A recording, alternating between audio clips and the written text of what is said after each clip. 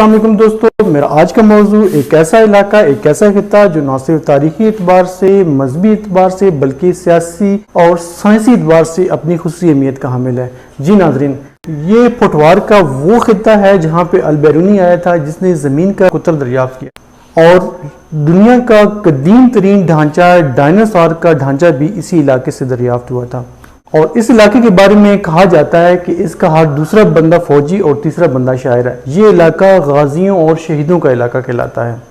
इस धरती ने जहाँ जनरल फैज़ हमीद, जनरल अब्दुल कयूम, जनरल अब्दुल मजीद मलिक, जनरल इफ्तिखार खान, जनरल याहिया खान और एयर मार्शल नूर खान जैसे सपूतों को पैदा किया, तो वहाँ में भारत के सबका वज़ीर आज़म मनमोहन सिंह और मदन मोहन का जिक्र भी मिलता है, जहाँ पे हमें अब्दुल खालिक ने करीब गोल्ड मेडल जीत के ना सिर्फ खिते में अपना नाम रोशन किया बल्कि पूरी दुनिया में अपना लोहा मनवाया।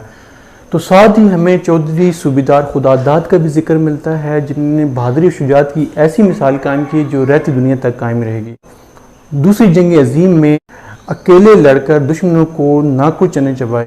इसी बहादुरी और शुजाअत की वजह से बरतानिया की फ़ौज ने उन्हें सबसे आला फ़ौजी एजाज़, जिसे विक्टोरिया क्रॉस कहते हैं, वहाँ उससे नवाजा गया। दोस्तों, विक्टोरिया क्रॉस सबसे बड़ा फ़ौजी एजाज़ होता है जो बरतानिया की फ़ौज उन लोगों को नवाजती है जो बहादुरी और शुजाअत की आला मिसाल कायम करते हैं। जिस तरह हमारे यहाँ निशान हैदर उन लोगों को दिया जाता है जो बहादुरी और शुजाअत की आला मिसाल कायम करते हैं, और निशान हैदर सबसे बड़ा फ़ौजी एजाज़ है। विक्टोरिया क्रॉस भी सबसे बड़ा फ़ौजी एजाज़ तस्वर किया जाता है, और ये एजाज़ भी एशिया में इस खिते को हासिल है। मैं जिस इलाके की बात करने जा रहा हूँ पंजाब का एक अहम ज़िला है, बल्कि खूबसूरती में अपनी मिसाल आप है। इसके बारे में शेर शाह सूरी ने कहा था कि ये मुझे कश्मीर का हिस्सा लगता है, या ये मुझे कश्मीर का बच्चा लगता है। अब दोस्तों, 1985 से पहले ये किसी इलाके की तहसील हुआ करती थी, फिर जेलम और अट्टा को मिलाकर उसे एक ज़िले का दर्जा दिया गया। मज़ीद आपका इंतज़ार नहीं कराता, तो लेकिन आगे बढ़ने से पहले मैं आपसे रिक्वेस्ट करूंगा कि अगर आप मेरे चैनल पर नए हैं तो मेरे चैनल को सब्सक्राइब करना मत भूलिए, वीडियो को लाइक कर दें और दूसरों के साथ शेयर कर दें। जिस इलाके की मैं बात कर रहा हूं उसको ज़िला चकवाल कहते हैं। ये ज़िला चकवाल 1985 में कायम हुआ। अगर इसकी जोग्राफियाई हिसाब से बात की जाए तो इसकी जो सरहदें हैं वो जेलम, अट्टा, खुशाब, मियाँ वाली और रावलपिंडी के साथ जो है वो टच करती हैं। चकवाल के इलाके में मुख्तलिफ़ किस्म की ज़बानें बोली जाती हैं, लेकिन इसकी अपनी ज़बान पंजाबी है। दोस्तों, चकवाल के इलाके को मोटरवे और जीटी रोड का इलाका टच करता है। तो दोस्तों, बात करते हैं पाकिस्तान बनने से पहले की। पाकिस्तान बनने से पहले हिंदू और मुसलमान यहाँ पे इकट्ठे रहा करते थे। ये इलाका बहुत ही पुरअमन था, जिसकी वजह से हिंदुओं का मस्कन रहा है। इसकी ताज़ा तरीन मिसाल यहाँ पे हिंदुओं के वो मकामात हैं जो अभी तक यहाँ मौजूद हैं। हिंदुओं के तारीख़ी मकामात में भोन का इलाका बहुत तारीख़ी है। भोन की तारीख़ चकवाल की तारीख़ से भी बहुत पुरानी है। भोन पे अलग मेरी एक वीडियो आएगी जिसमें मैं आपको बताऊंगा कि भोन को भोन का इलाका क्यों कहते हैं। 1947 की जंग आज़ादी का आगाज़ होता है तो कुछ हिंदू यहाँ से माइग्रेट करके हिजरत करके चले जाते हैं। कुछ हिंदू यहाँ ही अपनी ज़िंदगी गुजारना शुरू कर देते हैं। हिंदू अभी तक यहाँ पे मुकम्मल शख्सी आज़ादी के साथ यहाँ चकवाल में मौजूद हैं। आप अंदाज़ा कर सकते हैं कि ये इलाका बहुत ही पुरअमन है। नाज़रीन, कुछ हिंदू तो यहाँ से चले गए, लेकिन ये इलाका अभी तक इनके ख्यालात की अक्कासी करता है। दोस्तों, अगर चकवाल के सियासी हल्के की बात की जाए तो यहाँ पे नेशनल असम्बली के 2 हल्के NA64 और NA65 हैं, और पंजाब असम्बली के 4 हल्के PP 21, 22, 23 और 24 शामिल हैं। यहाँ की आबादी ज़्यादातर गांव में रहती है और फसलों का इंसार ज़्यादातर बारिशों पे होता है, लेकिन यहाँ किसी इलाके में ट्यूबवेल के ज़रिए भी काश्त की जाती है। ये इलाका अच्छी नस्ल के घोड़ों और बैलों के लिए बहुत मशहूर है। इसका कुल रकबा 6524 स्क्वायर किलोमीटर है, और ये सतह समुंदर से 1494 फुट की बुलंदी पे वाक़ है। इसको मिला के कुल इसकी 5 तहसीलें हैं, जिनमें चकवाल, तलगंग, लावा, चौसरनशाह और कलखार का इलाका शामिल है। ये इलाका गंदम और मूंगफली की पैदावार के लिए तो मशहूर है ही, लेकिन यहाँ पर जैतून की आला काश्त भी की जाती है। यहाँ के सकाफती खेलों में बैलों की दौड़, जिसे करा कहते हैं, बहुत मशहूर है। यहाँ से दूर दराज से लोग इस मेले को देखने के लिए आते हैं। इसके और मेले की बात की जाए तो करसाल का मेला अपनी खुसूसी अहमियत का हामिल है, जो हर साल मुनक्किद होता है। दूर दराज से लोग इस मेले को देखने आते हैं और इस मेले की खुसूसी बात यह है कि मुल्क के नामवर फनकार यहाँ पे आते हैं और अपने फ़न का मुजाहरा करते हैं। तो आपसे मैं ये रिक्वेस्ट करूँगा कि आप भी जब आएँ, चकवाल आएँ, तो जब करसाल का मेला शुरू हो तो आप इसको लाजमी देखें और इन्जॉय करें।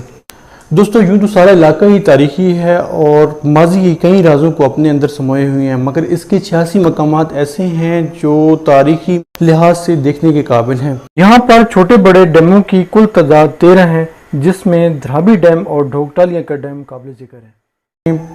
श्री कटास राज का मंदिर जो कि 4500 साल पुराना है, तख्त बाबरी, खंडोवा झील, मलोट फोर्ट और किला नंदना शामिल है। मलोट फोर्ट के बारे में कहा जाता है कि ये 9 सदी ईस्वी में तामीर किए गए और यहाँ पे सिकंदर लोदी को इसके मज़ाफ़ाती इलाके में शिकस्त हुई थी। चकवाल से 25 किलोमीटर दूर कलकहार का इलाका है जहाँ पे तख्त बाबरी है। इसके बारे में कहा जाता है कि मुग़ल बादशाह ज़हीरुद्दीन बाबर काबुल से दिल्ली पर हमला करने के लिए यहाँ पे आया था, तो यहाँ पहाड़ों को काट कर रास्ता बनाया गया था और वहाँ ही उसके साथ ही उसका तख्त बनाया गया था। उसने उस तख्त पे खिताब किया था, उसी हिसाब से उसको तख्त बाबरी कहते हैं। ये इलाका भी देखने के काबिल है। तो अब बात करते हैं कि चकवाल का नाम कैसे पड़ा। चकवाल के नाम के बारे में 2 हिस्ट्रीज़ हैं।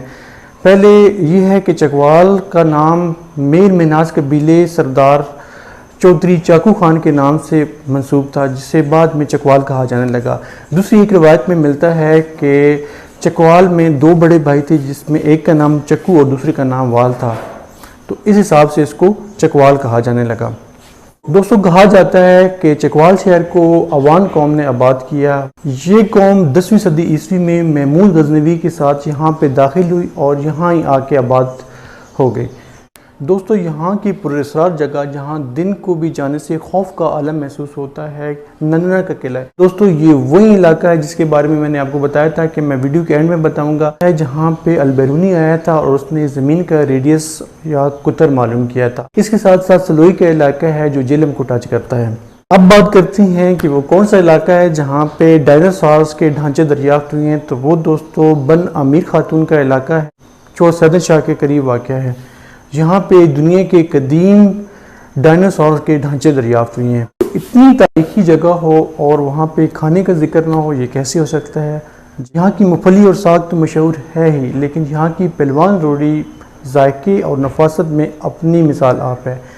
इस पहलवान रेवड़ी के साथ साथ निसार की बर्फ़ी लज्जत में कमाल है, एक दफ़ा आप ज़रूर ट्राई कीजिए। तो दोस्तों, चकवाल के नवाई इलाकों में सीमेंट की बहुत ज़्यादा फैक्ट्री लग गई हैं, जिससे इसको माहौलियाती आलूदगी के साथ साथ पानी की कमी का भी ख़तरा है। तो इस सिलसिले में हुकूमत को इस बारे में सोचना चाहिए। आखिर में मैं दोस्तों यही कहूँगा कि ये इलाका बहुत खूबसूरत है। आप ना सिर्फ खुद आएँ बल्कि फ़ैमिली को लेके, बहुत पुरअमन और बहुत पुरसकून जगह है, आपको यकीनन मज़ा आएगा। वीडियो अच्छी लगी तो कमेंट में अपनी राय का ज़रूर इज़हार कीजिए। ये वीडियो अपने दोस्तों के साथ शेयर कीजिए, मेरे चैनल को सब्सक्राइब कर दीजिए। इसके साथ ही मोहम्मद इदरीस को दीजिए इजाज़त। दुआ में याद रखिएगा, अपना बहुत ज़्यादा ख्याल रखिएगा। अल्लाह हाफ़िज़।